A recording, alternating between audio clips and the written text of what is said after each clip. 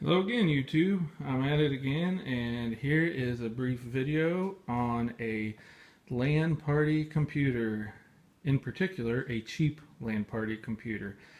So what we've got here is, this is one of the mainstays of my LAN. It is an HP XW4600.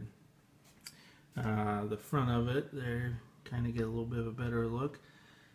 This thing is probably 6 or 7 years old. I got 19 of these at one point off of eBay. They were in Columbus. I'm about an hour north of Columbus. So I went and picked them up in my truck, and I got them for basically 50 bucks a pop. Now I ended up selling 14 of them, some on Craigslist, some to a local computer store, and I saved 5 of them. And they're licensed for Windows Vista Business, actually. They got the nice quick release side panel. Let's take it off with one hand. And as you can see inside, this one did not come from HP with this video card. This is actually a Gigabyte Radeon 6870 out of one of my previous builds. And the good thing about these XW4600s, if you see up here, well, I'll just show you the back. 80 plus, there you go. It's an 80 plus certified power supply, which makes it more efficient. It's easier on your electrical circuits in the house, which means you can easily place more of these on one circuit. I believe I've tested these, and in an average gaming session, 2 of these with monitors pulls under 3 amps. So in my basement, I've got 20 amp circuits. You probably want to leave 20% overhead, 15% overhead, so you want to not surpass, let's say, 17 amps. But that means you can put quite a few of these on one circuit. Depending on how many outlets you have, or if you want to daisy chain power strips. They have a nice heat sink with heat pipes. Got the exhaust fan on the back, which is a low RPM fan. It doesn't put out much air, but it's very quiet at least. Of course, the video card there. Takes 4 sticks of RAM. All of mine have 4 gigs of RAM. That's what they came with. And honestly, for the older games we play, it's just fine. There's the toolless hard drive mounting, which is nice. These screws here go in the side, and then that's what gets grabs onto in there. But yeah, anyway, that is the mainstay of my LAN. Of course, there's the back, and these things are still on eBay. You can find ones with Core 2 quads, most are Core 2 Duo. Some even have the Conroe-based Pentiums, which are the lower end. Mine actually have Core 2 Duo E8300s, which is basically top of the line for Core 2 Duo. They had the most cache on the CPU. The 8300 runs at 2.83 gigahertz. I believe there's an 84 and an 8500. So there's 2 steps faster, but you don't gain a lot of speed. One of these I actually swapped a Core 2 Quad Q6600 into it, I believe, and didn't require a BIOS update or anything. It worked perfectly fine. So anyway, yeah, this is something where if you wanted to throw a LAN Party computer down into your basement, this is one way to do it. Here's one I've got turned on. This has a different video card in it. And let's just go to Device Manager.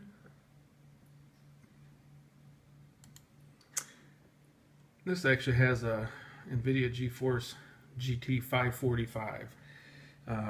That's another interesting bit of hardware, because if you shop on Newegg, you'll see, obviously that's a couple generations old, the 500 series, but you'll see a 550, a 560, 530, 520.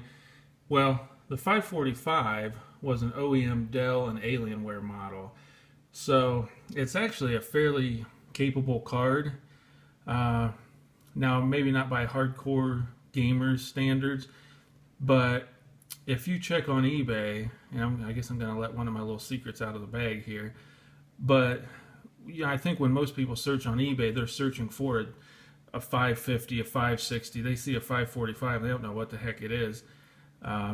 So you can get these for, if somebody puts them on there low, they don't get bid up very high. I've got 2 of them right now, and I think I got both of mine under $30, maybe right around $30. And the cool thing about these is, what would happen is people would buy the Alienware, you know, Dell, XPS, whatever they put them in, and you know, I think they'd only game with them a little bit, and then they'd swap them out for a bigger, more powerful card. So both the ones I've gotten, the fans don't have any dust on. I mean, they almost look unused. So for $30, I mean, it'll still play some modern games for sure on lower settings, but for the types of games we play on our LAN, I mean, they have absolutely no problems. This card has, in particular, 1 gig of GDDR5 memory, so it actually performs fairly well. I can't remember the core count, but you can look it up online. But that is one of the pieces of hardware I look for when I'm shopping for parts for my LAN computers.